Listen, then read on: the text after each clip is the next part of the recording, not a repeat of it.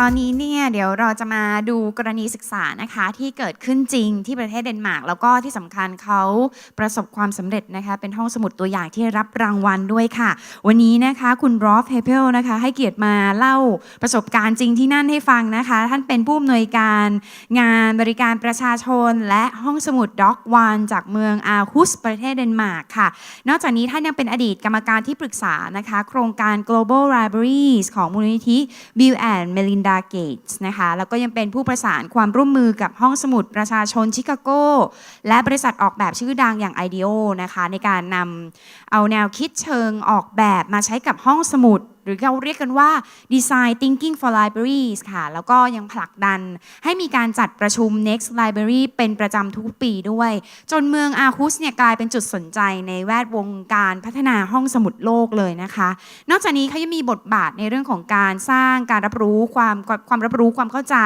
เกี่ยวกับห้องสมุดด็อกวันตั้งแต่แรกเริ่มมาเลยด้วยการสำรวจความต้องการและกระบวนการมีส่วนร่วมของประชาชนอย่างเข้มข้นค่ะจนกระทั่งเป็นพื้นที่สาธารณะที่มีการแบ่งปันความรู้อย่างหลากหลายนะคะจนกระทั่งด็อกวันเนี่ยได้รับรางวัลระดับโลกชื่อรางวัลว่า Public Library of the Year ปี 2016 ค่ะขอเสียงปรบมือต้อนรับคุณ Rolf Hapel ค่ะ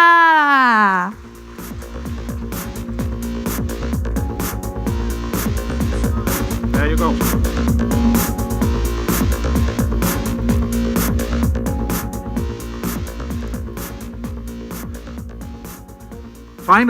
Finally, I got my secret dream of entering as a rock star fulfilled. Okay, I'll change my outfit.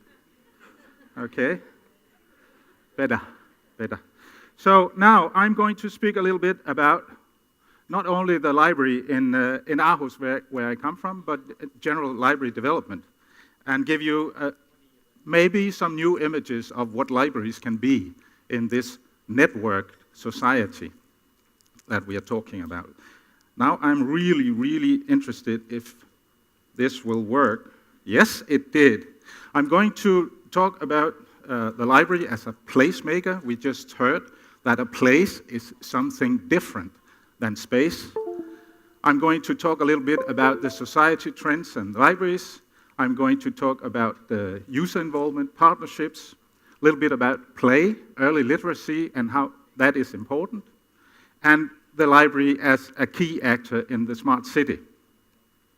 Activities and services will be the last thing. So, continuing. Library as a placemaker now. The Dock One, this is the city where I come from, and this is the Dock One, situated in the harbor space, kind of a semicircle. If you look at the city, you have the harbor on one side, and then the bulk of the city on the other side. This is actually the most prominent place in Aarhus. That is where the river meets the sea, and that was where the Vikings of the old age, they were sailing from. They actually had a shipyard in Aarhus where they built the Viking ships before they went to conquer most of Europe.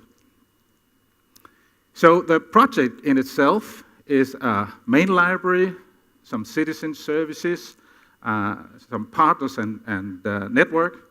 There's automated parking space for 1,000 cars under the building. It's about urban harbor squares, the outside area, and the uncovering of the river. So it's traffic regulation, etc., all in one project. It's also climate security of the city. Now, the Dock One is built on an elevated area that sort of makes a barrier towards the sea in the harbor, and in the river that runs up to the city, there's a barrier put down that can come up when the water rises more than 2.5 meters over normal level. It will go up in the river to block the water from running from the sea and up into the city. And then there will be a pump, there is a pump installed in the river that will pump out the river water into the sea. So that will not be a kind of a dam that will also ruin the city. So it's a lot of projects put together in one project, in one library project. And it's quite expensive, as you can see, $305 million for the lot of it. So this is the architectural idea of the library. The idea is that you have an urban plaza, an urban space that is covered by a roof.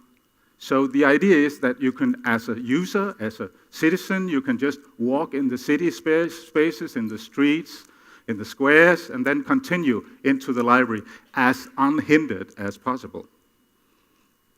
This is how it looks from the sketch of the architect.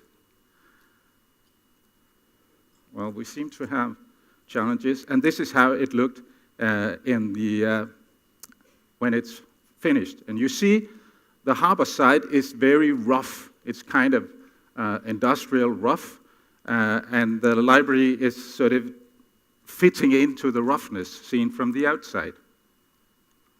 This is how it looked just before it opened in 2015. See the train running under it. This is how it looked a week after it opened. It was beaming 24/7 for the first week. Lights all over the space. That was because we couldn't find out how to put out the light. It was kind of complicated, you know. Everything was automated, all these systems, etc. So it took us about a week to find out how we could put out the light. Luckily, we have solar panels on top of the building that provides a lot of the electricity, and we have, you know, water heating. So the water goes, the heat from the water will go into the heating system in the building. It's a very sustainable building altogether. So the big question is, why? Why build a big physical library in the days when everything is digitized? All content, not all, but most content is now digitized. Why have this big library? Because it might be obsolete very soon.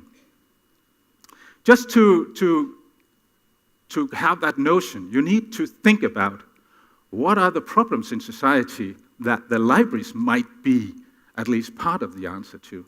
That is actually a question that any library worker should be able to answer.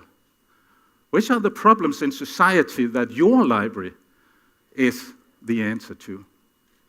And there are several. Just to give you an idea of how society develops in my part of the world, there are a lot of challenges. Looking at the libraries, in the industrial age, the libraries were about democracy, free and equal access to information, about education, supporting the formal education system. They were about culture, identity, cultural heritage.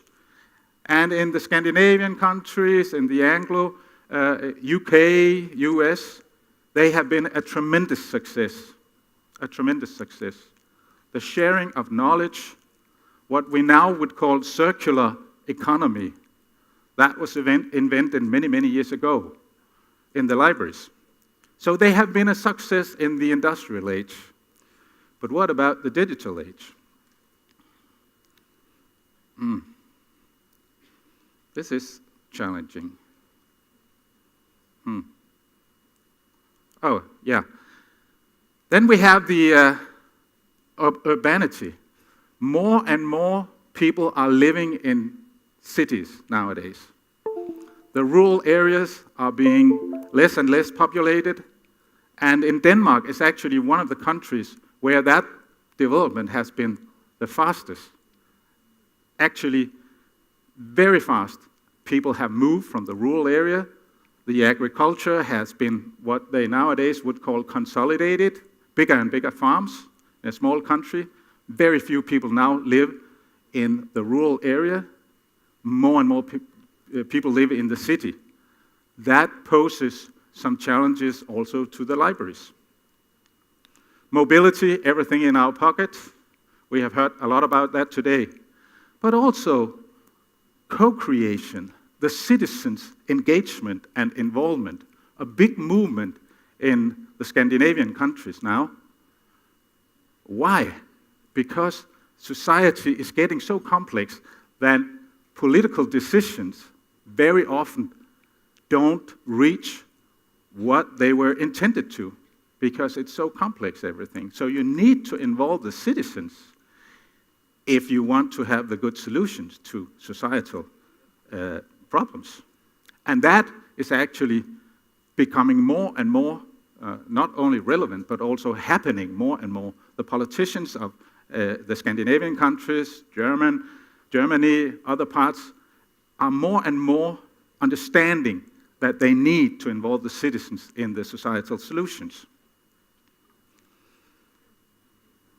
And then we have the demographic changes of the society. We have a lot of new citizens coming to almost all countries in the world, refugees, immigrants, and then the aging population. Now, people are getting older and older. Nobody wants to die, and we are getting extremely much older. And we are well functioning in our age, at least some of us are. Not all. Some needs more attention. And that is also a challenge to society. Not least because we heard earlier today about the baby boomers. I'm also from the generation that was baby booming, a lot of kids. And now, actually, here in Denmark and many other countries, there are about 30% fewer people of the age of 18 years old than when I was 18 years old. That's a Western society challenge, because who is going to tend to us in a few years' time when I need care and so on? Who shall do that? And then we have all the socially excluded. Now, even in a small country like Denmark, we have a number of people that has not got a vocational education. There's a big surplus of non-educated workers. 20% of a youth population does not get education beyond secondary school. 15% of the population are functional illiterates. So you could argue that there's a larger gap between those in population who can handle and work with information and those who can't. That's a challenge for the libraries. And in Denmark, there has been a big decrease in the number of physical libraries. So when I was a young librarian way back in the late 70s, there were about 1,200 physical service points for public libraries in Denmark. And now we're down to some 430, 40. So that is about 60% in decrease. I'll give it that it is the smallest libraries that have closed down, but still. And then there's the question of the money. So the challenge that the libraries face is that, and that is general to the public sector, we are in a state of permanent crisis.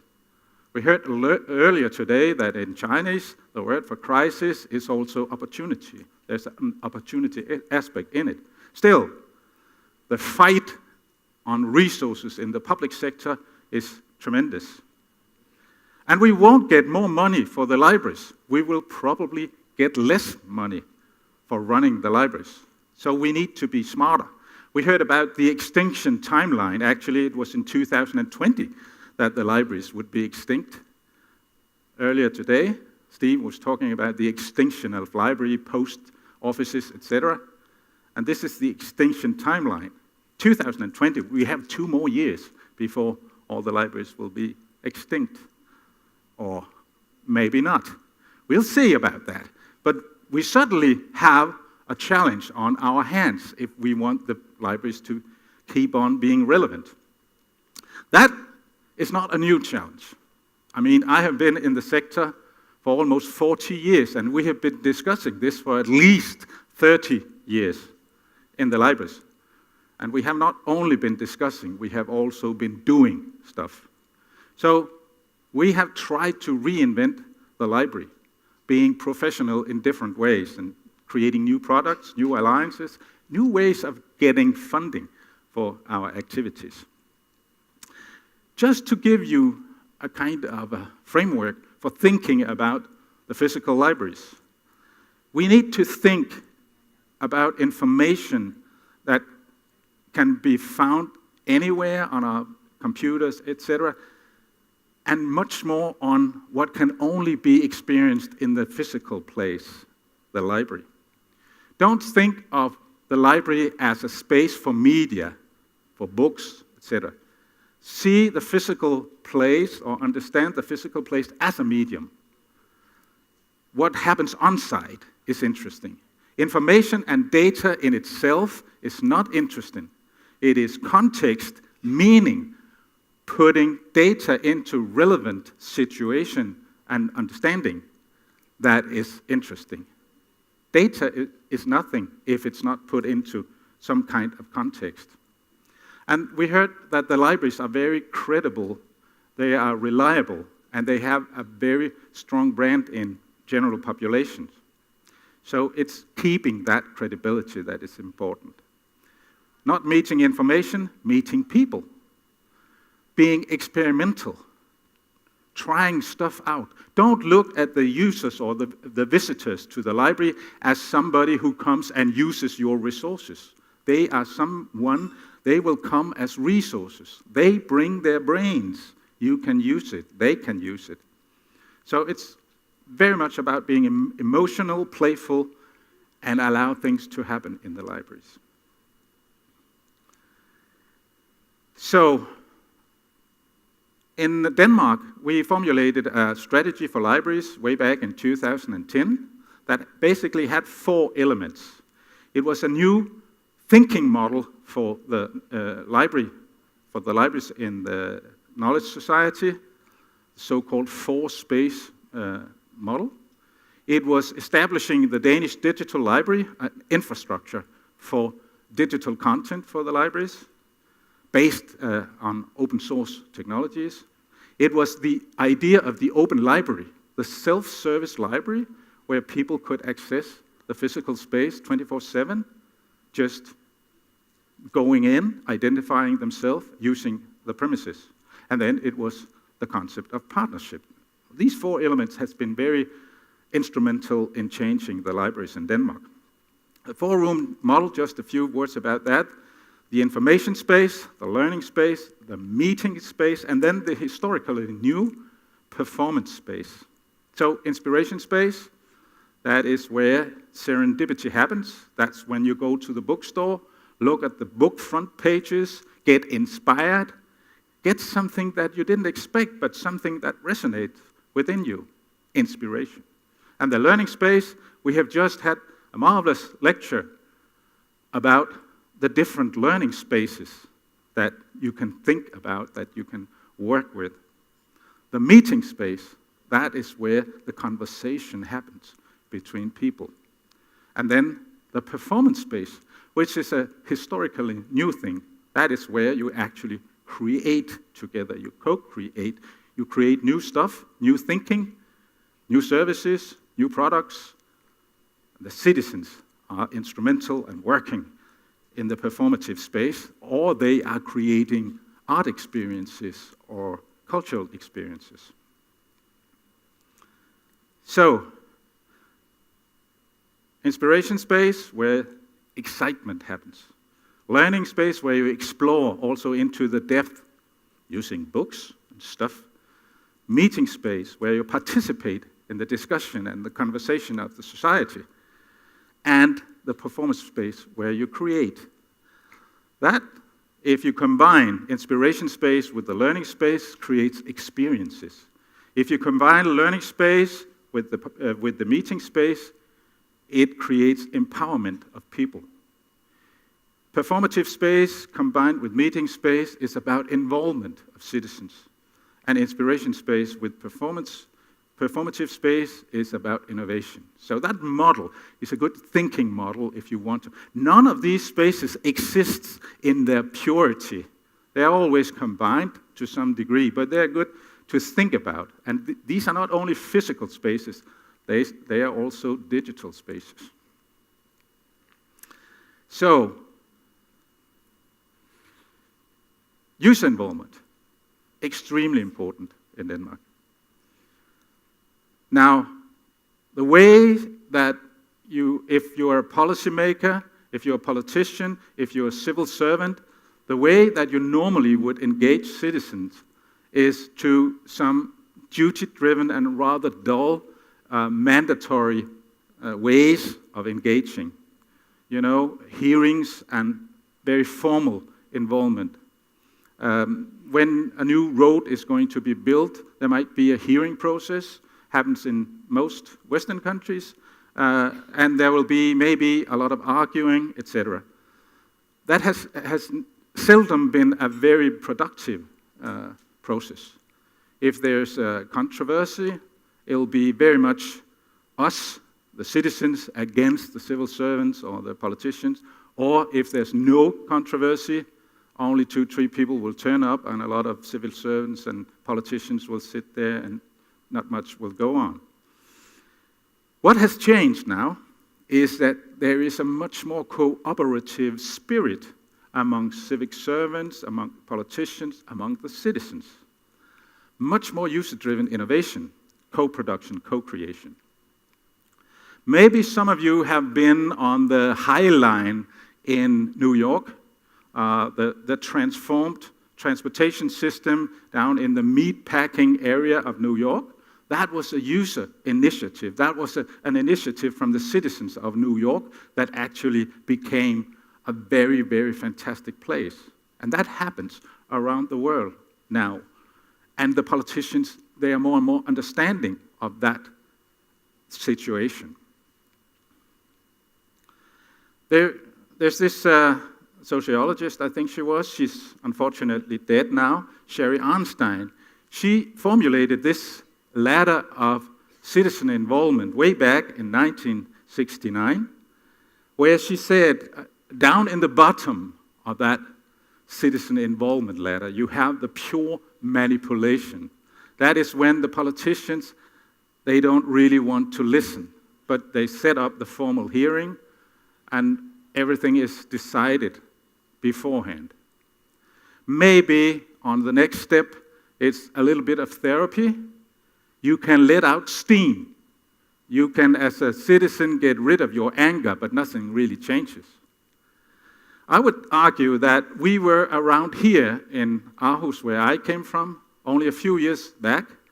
We were informing the citizens of what would go on, and then we were consulting just to a minor degree and listening to what the citizens said.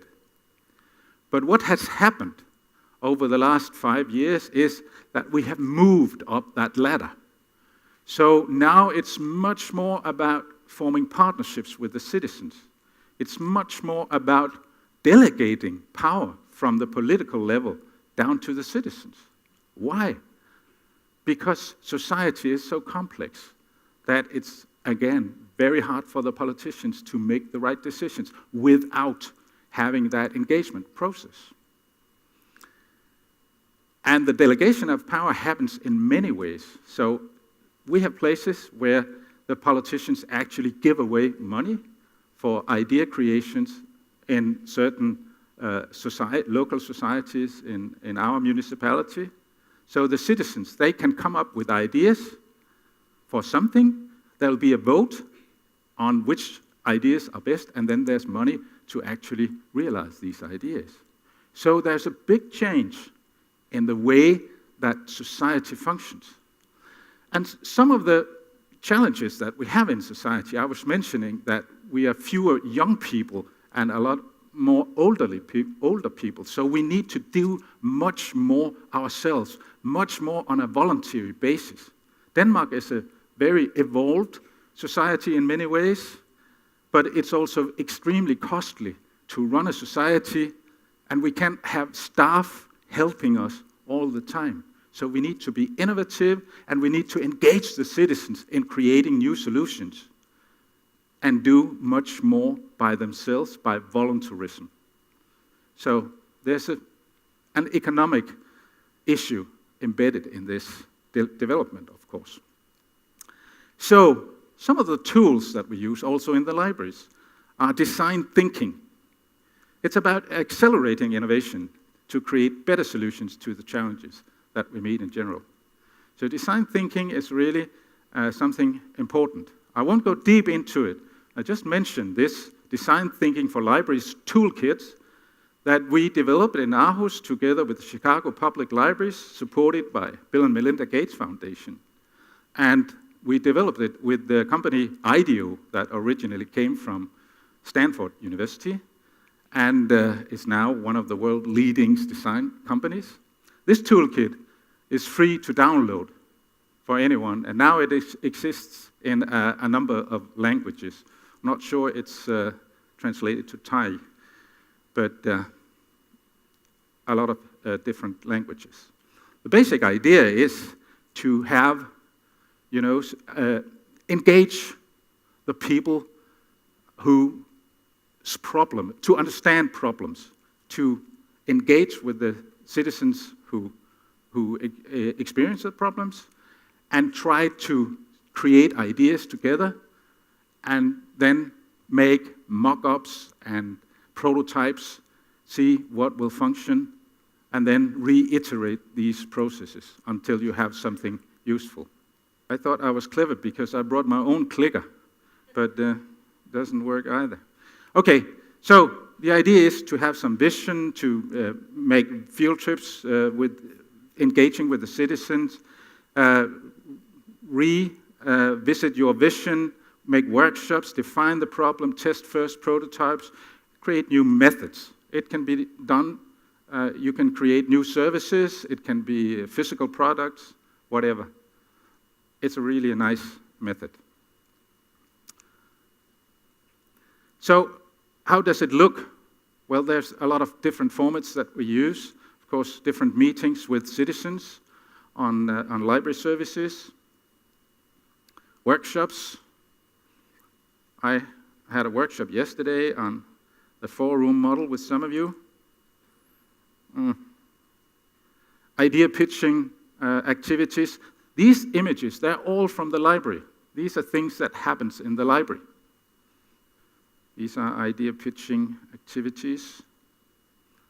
And here we are working on creating, but also, of course, well-known formats as focus groups, where you sometimes invite people from certain areas of society, could be students or elderly people, etc. But we also do mixed focus groups, of course, World Cafe format, where we create ideas on cloth and then change groups, etc.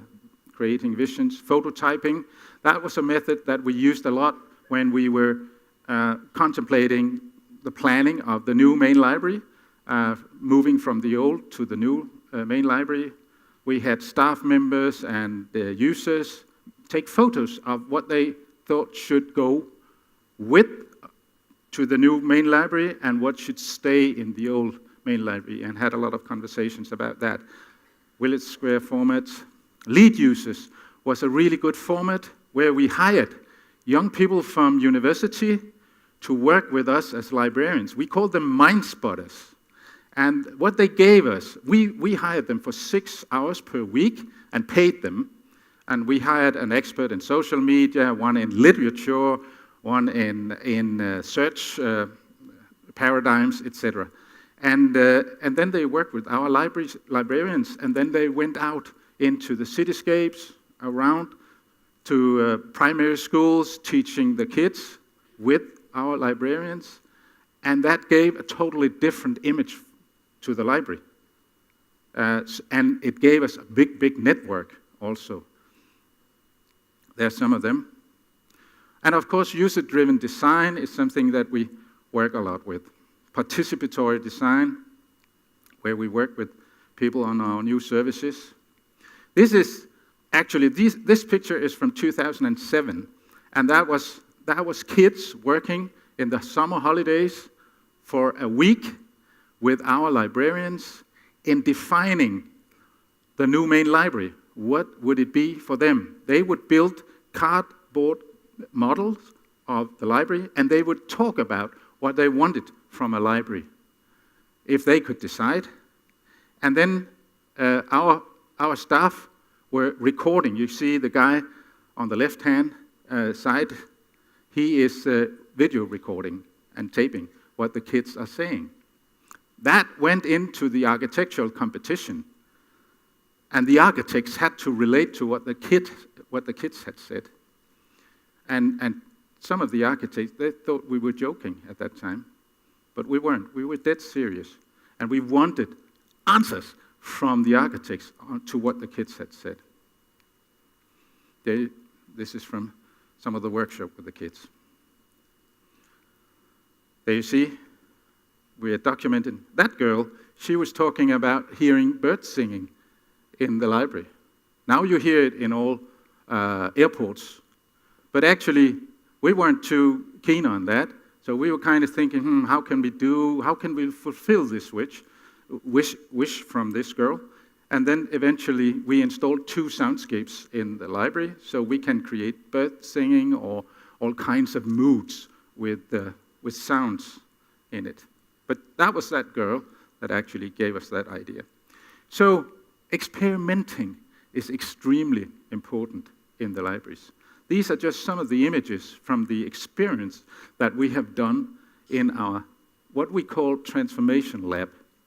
Our transformation lab is an open space. It started many years ago in our own old main library. When we got digitized, we got rid of the counters where people would enter and they would meet a counter and they would have to issue and etc. their books. So when we got automated, that became an open space. And then we worked with universities, research institutions to put up experiments in that open space. Just as you entered the main entrance of the old main library, you were met with all kinds of experiments. And you were almost forced to engage in them. That really gave us a lot of insight. So, just to sum up what is really important when you do involvement processes with people, to formulate the problem, to have a neutral moderator in the process is important, a placeholder, give enough information, but not too much information to the people who are going to engage in this involvement process. Beware of the limited time you have on your hands. Have some kind of definition beforehand on when is this done. And it's good to mix the participants in the whatever format you choose. Of course, it's extremely important that the library leader is backing up that kind of activities. And then, of course, you have to have a nice space, good food, always important. That's why it's so nice to be here in Bangkok. You get so good food, very nice. So, in the engagement processes before we had the architectural competition, eventually we reached a vision for what should this place be that we called the new main library, Dock 1. It should be a space for human interaction and development, promoting experience, learning, innovation, perception, contemplation, inspiration, through a flexible and programmable building with special focus on children and family. So that was the vision that came out of a lot of engagement with citizens, stakeholders, politicians, you name it. Not a word about books, not a word about technology. And that is really important. So the vision of this library is not about books or technology. This, and that was what we learned very early on. Nobody could tell us what technology would look like or be in a time perspective of 10 to 15 years. Nobody knew. Nobody knew if we would have books when we opened that library. We thought we would have books, and we have books, but nobody could really tell us how long time will we have books, and will we have the amount of books that we had just a few years ago. So the planning of that building was about the human scale, the human needs. Because human needs does not change over 10, 15 years. We knew that this building had to stand for at least 100 to 150 years. So we had to think about the building as catering for human needs, and they don't change over 150 years' time, not even over 2,000 years' time. They are always about good acoustics, nice views, heat, different ways of being together or being alone, or all these things that we have heard also about the learning space. They are basically about the human needs. So the building had to cater for that, rather than thinking about the building as a space holding a lot of books or some special technologies. And then the flexibility, of course, programmable. It's extremely important that you can move stuff around in the building. It's extremely important that you don't confine stuff and have to make big constructive changes all the time. And then the focus on children and families was something that was extremely important to very many stakeholders in our city. A few words about partnerships. So, why have a lot of partners? Because partners bring in new skills and resources to the library. We get knowledge, inspiration from others. Our network increases. We get much more diversity and quality in our service production. We get free marketing, legitimization, new ambassadors for the library. Now, it's very important to understand, and this is a thinking model, again, about the library. I just showed you the four-room model, which is more about the what you could call the basic of libraries, basic idea of library. Then the mashup library is actually an idea from UK that we stole many years ago. They call it the community center model. So the idea is that you actually bring in partners in the physical library, and that the partners do activities that are aligned with the purpose of the library.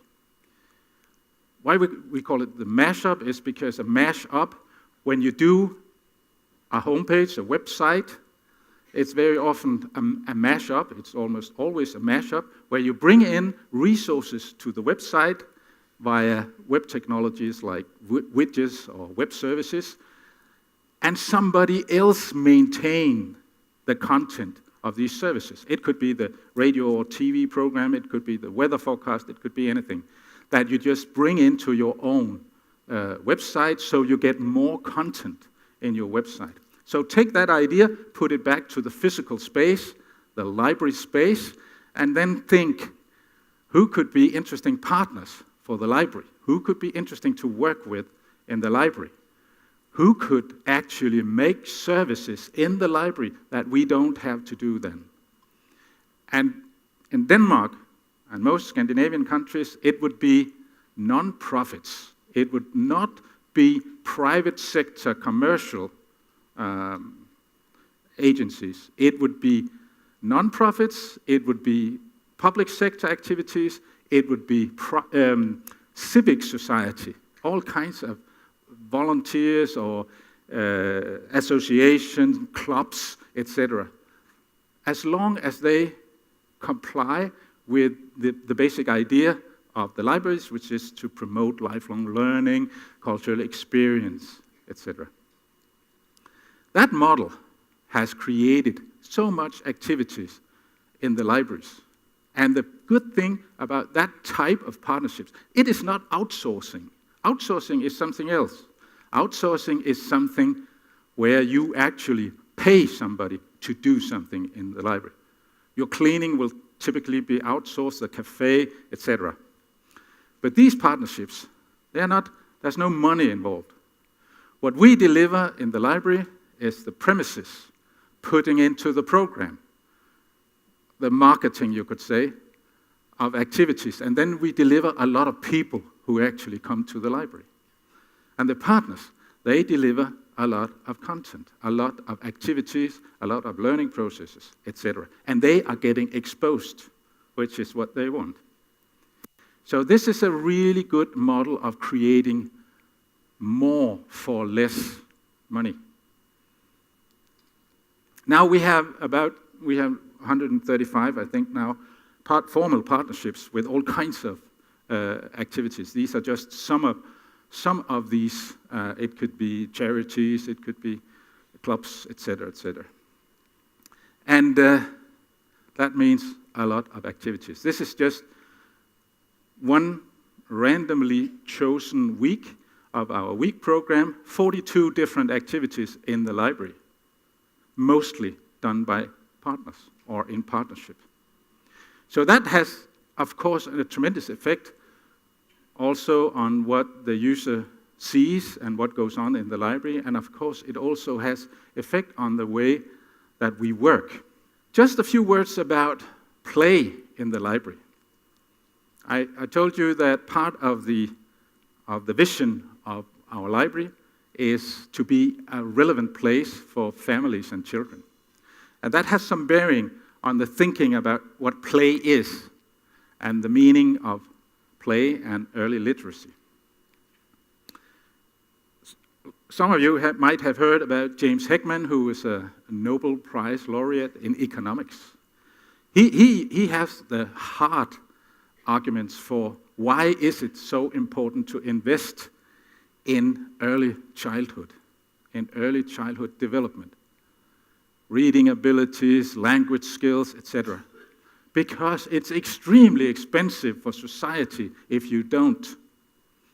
Kids will end up in jail later on if they're not giving the possibilities of early development, have their language skills developed, the learning, the literacy in general. So, in the libraries are some of the most important institutions for early literacy. So the reading abilities, the early start of reading together. These are images from our library. The inspiration space, the serendipity that happens in the library.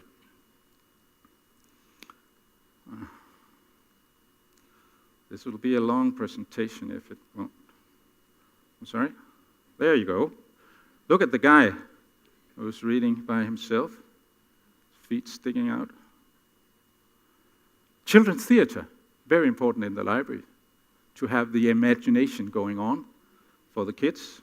This is an interactive floor that we have.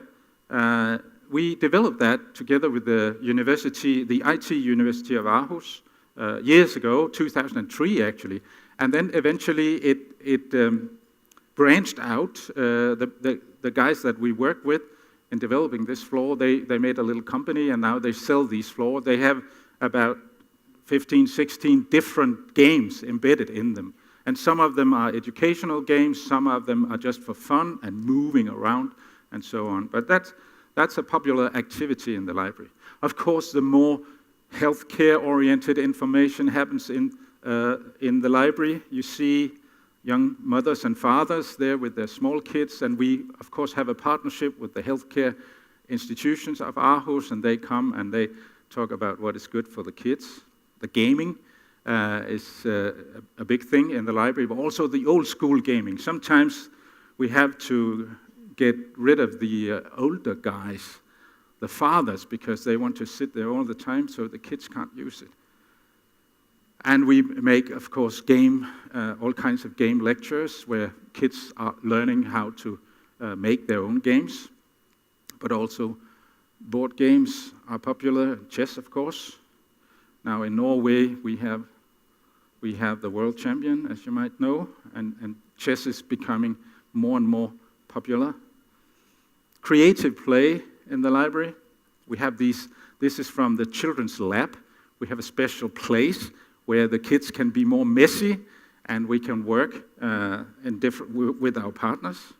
Actually, one of our partners is a primary school. They come and they use this place to teach entrepreneurship for fifth graders. That means kids of 11, 12 years old. So they learn how to be entrepreneurial in this facility. All kinds of creation in the library. Of course, Lego is also part of it, also the big Lego, and different types of playing things. Motion skills, this is the toddler area in the library, where the 0 to 3-year-old kids and their parents, they hang out. And I can tell you that is extremely popular. We have different types of singing. You see the scene behind, you see the scene behind, that is one of our flexible spaces that we can change very easily. And of course, different types of lectures for kids. We just had the Children's Literature Festival, where some of the best novel writers from Europe were presenting some of their stuff, and we handed out prizes, etc. And of course, there's a lunch break possibility in the library. Now, what I wanted here was a video. We'll see if it'll load. It won't. I'll have to skip that. I hope it would. I had hoped. There we go. There you go. Play is one of the most important ways for our children to express themselves culturally and to create their cultural identities as children. Families at Play in the Library has worked with bringing play into the physical library and especially with how the whole family can be inspired to play together. This film presents the project's most important lessons learned. Media and toys play an essential role in children's socialization, and therefore games and playware are a necessary and important part of the library's activities.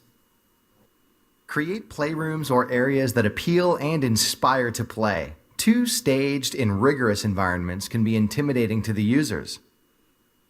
An environment with many possibilities to play, which appeals to both the senses and physical activities, work better than structured play that needs introductions to the rules.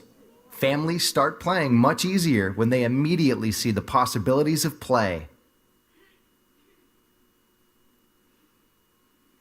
Parents often bring their children to the library with the purpose of reading or borrowing media. It is important to inform parents that play culture is part of the library service. A way to involve the parents is to appeal to their inner child and to make it clear that playing is both allowed and encouraged at the library. It's a good thing for families to play together. When families play, adults and children have different competences that they can use together in the purpose of playing. Parents know something about playing, and children know something else about playing. The librarian's best role is as observer or equal participant in the games. We must show that playing has a place at the library through our attitude and behavior. Saying yes to play is to say yes to noise and clutter. Colleagues, management, and users in the library must accept that play creates more noise and clutter. Working with families at Play in the library is about showing the library not as a repository for the modern family, but as a place for experiences and adventures. Yes. I'll have to. Okay, so that's the point. I was talking about this experience or this vision for the place that we called a special place for families and children. We are aiming to keep the families and the children together. We're not making a children's library. We are making a library for families and children, which is something different. It's also about play. Play, James Heckman's vision also about play is that it is instrumental that kids play because they will be socialized, they will be better co-workers, etc. by engaging in play. And that's true.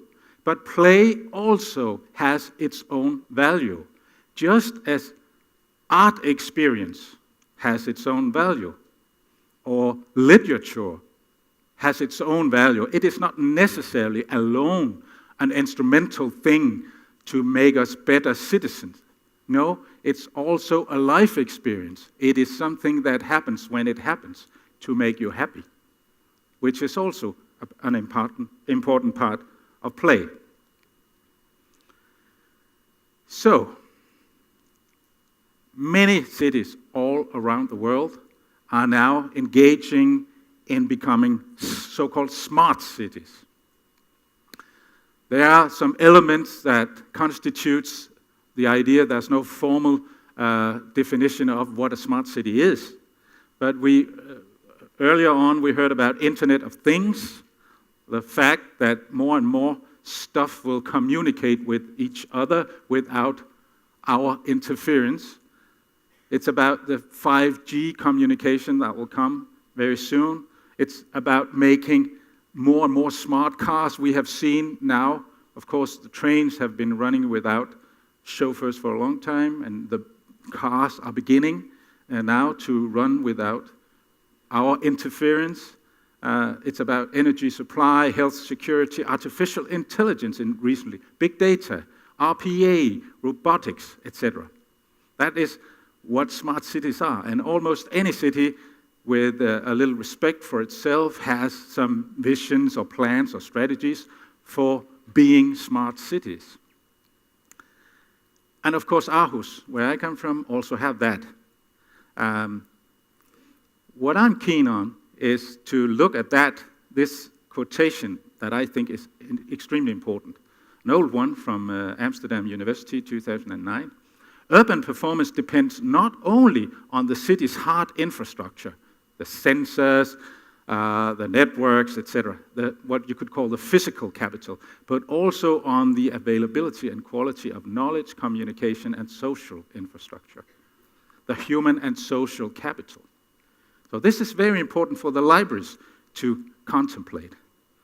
We have the 17 Sustainable Developments, SDGs, from United Nations, and some of them are also about sustainable cities, communities, and the libraries have roles to play in many of these sustainable development goals. To give you an example, we, the libraries, and our IT department have built the Open Data Initiative platform in Aarhus years ago. We have made the platform that exhibits all the big data that the city creates, the other sectors of the city, the traffic, the water, the sewage, etc. So all these sensor-created data, they are now available on the platform that the library built, and that any company in the city can use. They are real-time, updated big data, and create services on top of them. It's actually the idea that companies should take them. We engage in a lot of projects in the city as library. So we have been instrumental also, together with other entities of the municipality, to create the network. Now we are installing the so-called low-range wide area network to bring in big data even faster and much cheaper to our platform.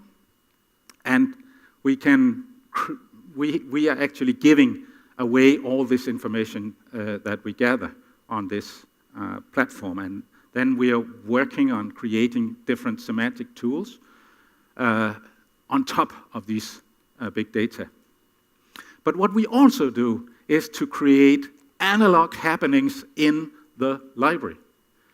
Open Culture Days is one example. Open Culture Days, what goes on is that we invite young developers to come to the library. We provide them with food, access to the big data, and then they spend the weekend in the library building services on top of these big data. We invite also mentors and evaluators that will evaluate the products that these young developers create over the weekend. And then we have some prizes for the winners.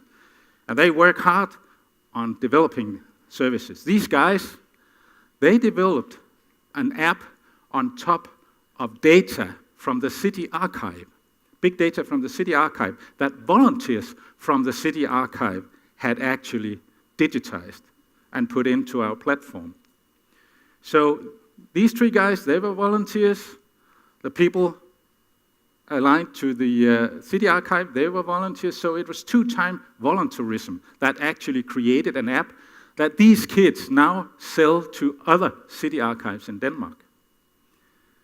And the price they got was they had a full day with an accountant and a lawyer free to set up their company. So now they have a business. So this is just one way of the library to work with big data. We did the same with the so-called Open Energy Days, where we have been working with young developers on energy data, all the big data that the city creates around the theme of energy. And again, evaluation, mentors working free to help these young startups. Open Tourism Days we have done last year. And we do design thinking camps for citizens, the Aarhus Service Jam, which is also building services on top of all these things. The library is the instrument for that. So that, I think, is really, really important, that the libraries know that the smart city development is happening. And the library directors, they should sit on the lap of the mayor to get influence on that development. So the development will only be about tech and all these things, but also about the softer part of the development. We are hosting the Internet Denmark Festival, which is a kind of celebration of the Internet where there are more than 5,000 participants, lots of events. Main venue is Dock 1, our library. Again, you have to see what is emerging in society, and the library can always, I would argue, almost always, play a role in it. Right now we are building a test lab just next to our main library. We have these harbor squares where, soccer is going on and all kinds of leisure activities can happen and so on. And we are embedding that with a lot of technical infrastructure. We have put up a big screen at the end, an enormous screen that exhibits city-generated real-time data of anything that goes on in the city now.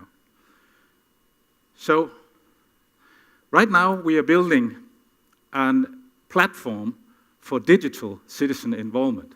Now, I was earlier referring to the meetings that when citizen servants and politicians meet the citizens at physical meetings.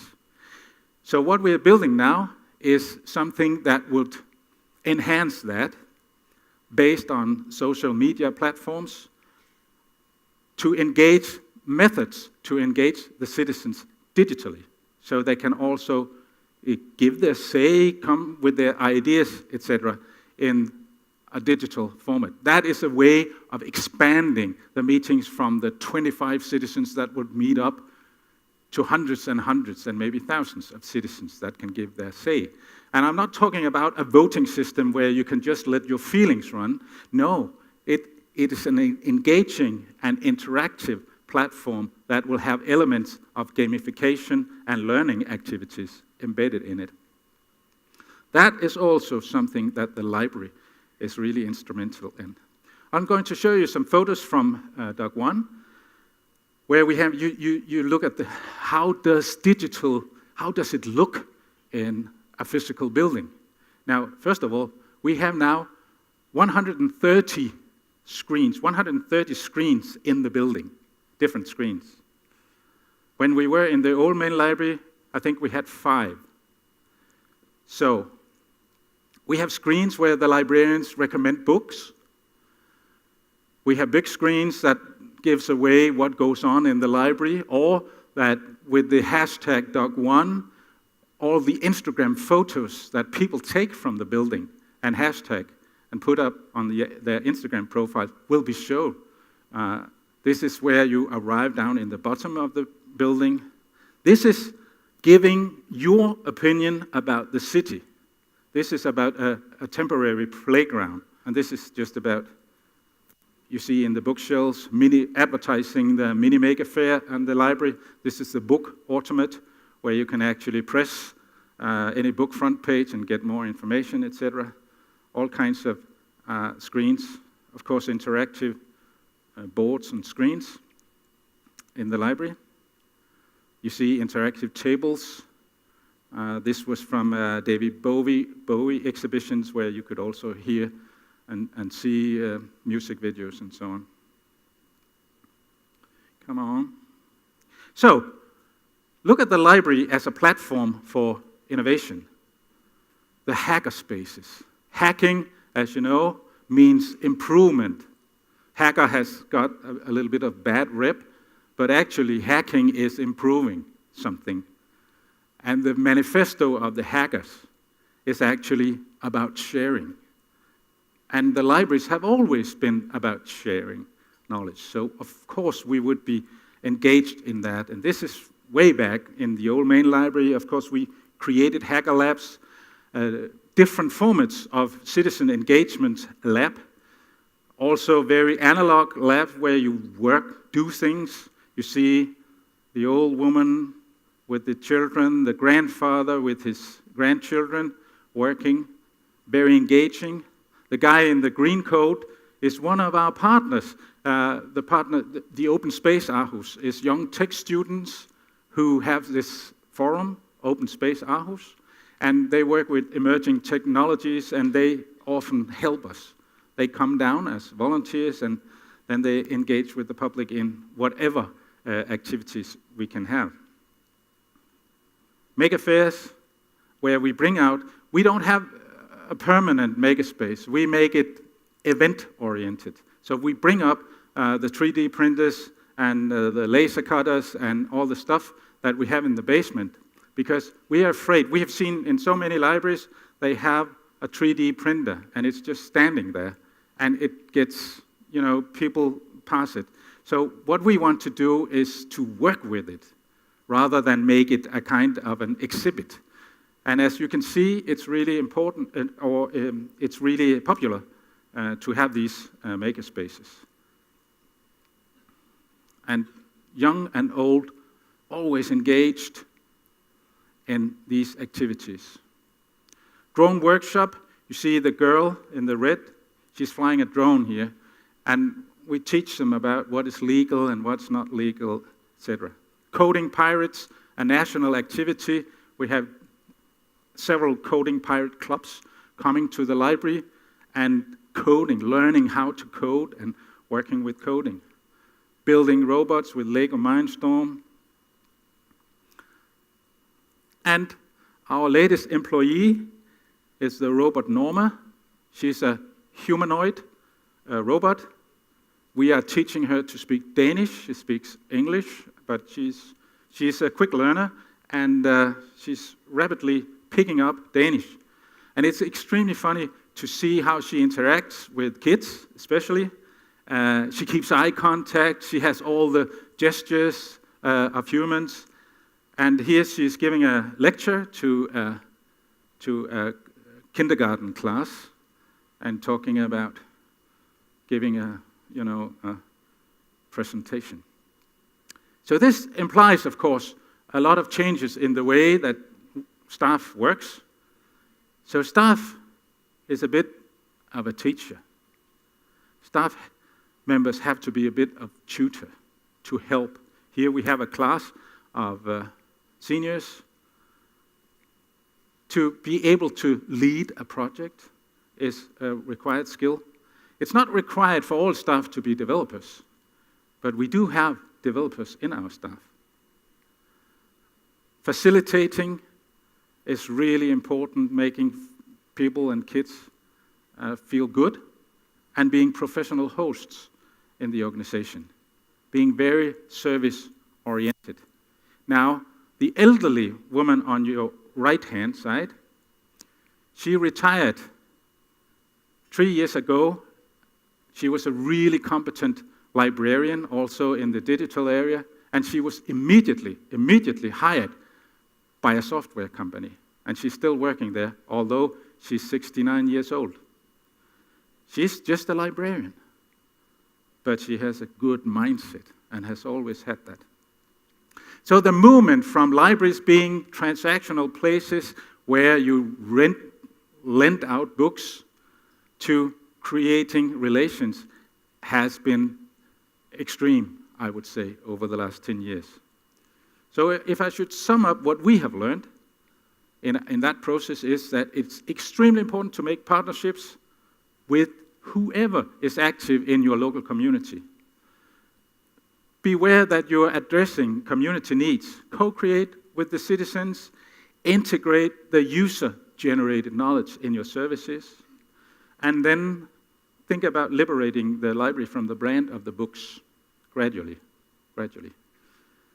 Relations rather than transactions. Build value chains, formats, universes in the service production. What does that mean? That means that if our parking system down below the building, fully automated, 1,000 cars, if that is not running smoothly, although it's of course tendered out, it is not our own doing, then it will be our problem if it is not running well.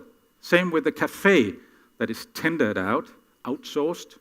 If the cafe ain't functional, then it's our problem. You have to see the way that the users will see. They don't distinguish.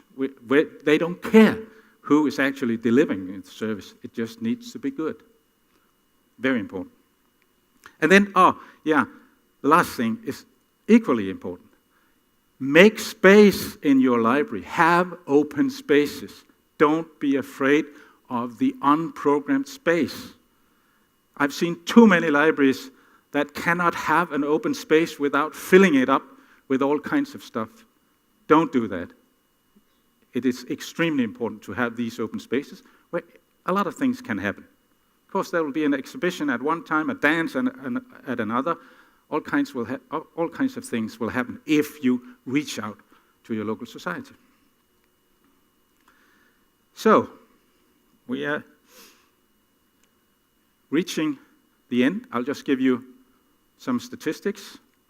Now, we are a city of 330,000 inhabitants, 330,000. That's not much. Denmark is the second largest city. We have 1.3 million visitors in our main library per year. That's a lot. 8% of them, they go to our citizen services. I'm also head of the citizen service. What is citizen service? That is where you have your passport, health insurance, etc. Most of these activities are now digitized and people can access it on the internet. Still, there are people who don't know how, and they will come to us and we will help them. A lot of school class, kindergartens, etc., etc. It says here there's now 10,000 Instagram pictures. That's because I haven't evaluated that recently. Actually, now we have 22,000 Instagram pictures, #Dog1, by people who have visited Dog1. So that is what has happened. Images. So we have this space, this open space that actually was intended by the architects to put shelves on. 5 levels, 5 plateaus, a fantastic space. And we said no to the architects. We won't have shelves there with books. We want to use this for something else. And that's something else we even didn't know when we moved in. But we were sure that this place could be useful for us. And indeed it has. You see, we actually can have about 800 people there. This is going on the ramp. There's the same space another day where you see something else is going on in a totally different format. Book fair, for instance, on the ramp, or just every day. So maybe you notice there are different furniture. So what is important to have in a space like that? Somewhere to stash the furniture and to have janitors who can actually move around all that stuff. So that was what we learned about that thing. Literature reading, another space in the library. Look at the view. Look at the view. That is what you look at. You look out at the harbor when you're sitting there. Healthcare, I just showed you. Music for kids. Making toy together. I've shown you this guy. Lunch break. Having a snack, waiting for the storyteller. And of course we have librarians. Not that many, but we have them.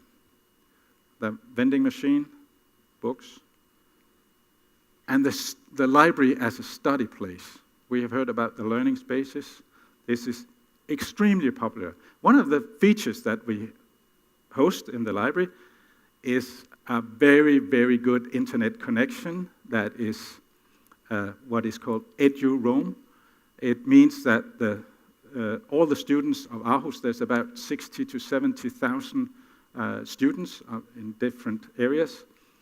They are equipped with computers that have this EduRoam feature. That means that they just open their computer and they're on the network we have. They don't have to log in or anything. They won't get, I get thrown out of the network of this hotel all the time. They don't. They are on all the time. And of course, there's a tango going on somewhere. Children's theater I showed you. I showed you these. And this is a political debate in the library where we have politicians. This is actually national politicians, ministers, etc. being broadcast. Learning and making activities in the library. Cardboard nights, fighting it out. Fold the book activity. And there's a lecture on the ramp again, cafe. And then we have this playground around the library. A place for families and children has to have a playground. It's called the Globe, and on the south side, we have the African savanna. On the west side, facing US, we have the American eagle, and behind it, you see the Icelandic volcano. That's the volcano for the kids to crawl on. On the north side, facing the North Pole, we have the ice flakes of the North Pole. And on the east side, facing China, we have the dragons of China, and we have the Russian bear. If you dare crawl up and have the right down, then you're brave. There's one thing that I've forgotten in the library. We have books. We have books. And you see, we have illuminated the book shelves. We put in little oases between the shelves where people can sit. We have books in foreign languages, in Danish, and this is how it looks. And of course, this is the last cry of the industrial society. Not everything is digitized. We have the physical books. This is our self-service return automat. And we have floating collections. Now, we have a main library and 18 branch libraries. And we have the books floating between the main library and all the branches, which gives us some advantages. We have much more diversity in the collections that are circulating. We have less unproductive transportation of books, and it saves a lot of time and costs. The staff have smartphones where all the reservations, if there's holes on book, they can pick them out and so on. And every branch has a profile determined by librarians. This is our sorting mechanism down in the stomach of our main library, where we do the sorting in about 120 different categories. Happens automatically. If the system is intelligent, that means that if a branch needs books about gardening, then the system will automatically take out books about gardening from other places in our system and bring it to the branch. Of course, we have a transportation system, lorries, that runs between the branches. This is how it looks on the sorting bin. Yeah. This is how it looks when you get tired of listening to me. Thank you very much for your patience.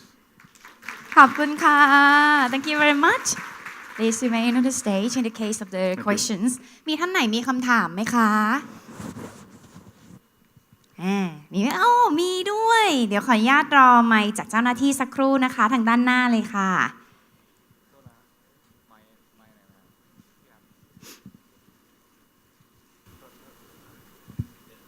ขอบคุณค่ะก่อนอื่นจริงๆต้องขอบคุณ TK Park นะคะที่ทำให้ทุกๆปีเนี่ยประชาชนชาวไทยเองที่ทำรณรงค์ส่งเสริมการอ่านเนี่ยได้รับแรงบันดาลใจนะคะจากข่าวทั่วโลกนะคะดิฉันสุดใจพรหมเกิดค่ะประธานมูลนิธิสร้างเสริมวัฒนธรรมการอ่านนะจริงๆอยากเรียนถามคำถามเดียวเนี่ยนะคะไปถึงทุกท่านด้วยซ้ำที่นำเสนอนะคะอยากรู้เรื่องของงบประมาณแล้วก็เงินทุนสนับสนุนส่วนใหญ่นะคะของแต่ละหน่วยงานเนี่ยมาจากองค์กรไหนใน130พาร์ทเนอร์ที่ท่านว่าเนี่ยนะคะเราอยากรู้ว่าองค์กรหลักๆเนี่ยใครเป็นคนสนับสนุนแล้วก็มีแนวโน้มที่จะมีความต่อเนื่องหรือยั่งยืนหรือไม่นะคะในส่วนข้อที่2นะคะท่านให้ความสำคัญในเรื่องของงานรณรงค์สื่อสารเนี่ยค่ะเพื่อให้คนที่ใช้บริการหรือว่าพาร์ทเนอร์ของท่านเนี่ยได้รับความรู้หรือว่าสร้างพลังในการประสานความร่วมมือได้อย่างไรสุดท้ายค่ะใน